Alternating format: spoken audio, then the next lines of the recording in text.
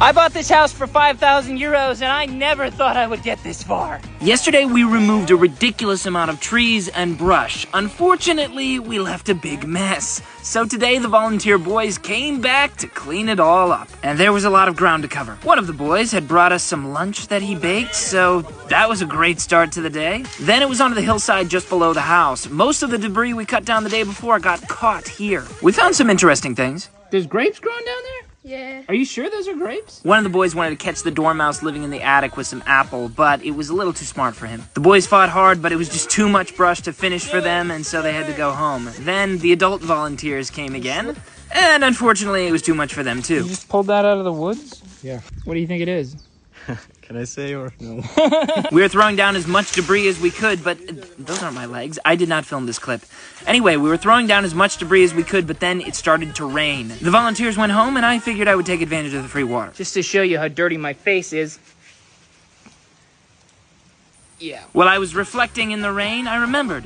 I have a neighbor with an excavator. I asked them the next morning and they were ready and willing to help. But the path was too narrow for the excavator to make it up to the house, so it had to carve its own path. It was simple. My new neighbor friend drives the excavator and his son and I cut branches ahead of him. Tiny little chainsaw. You broke the chainsaw? Okay, it seems simple. We went back down the trail to the workshop/chicken coop, and his grandpa helped us fix the chainsaw. We hiked back up the path, and that excavator was unstoppable. I've got so much footage of this thing. It's so cool. Our tread slipped off. Back down the trail we go. Okay, we got the chain. Now it's back up the path. We took a quick break. The sun was brutal, and we deserved it. Then we got to work on fixing the tread. I guess it's easy when you know how to do it.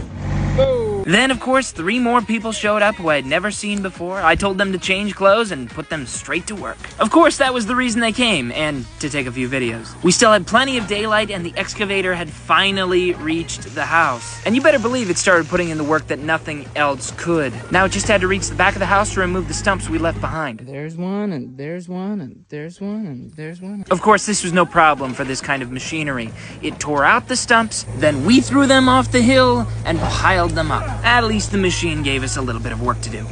This is the biggest one. Now this one required a methodical approach. Focus.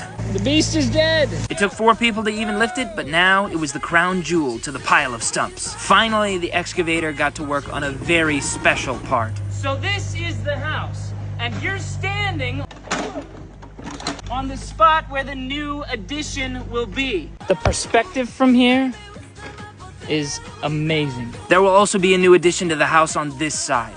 Follow this page to see what happens next.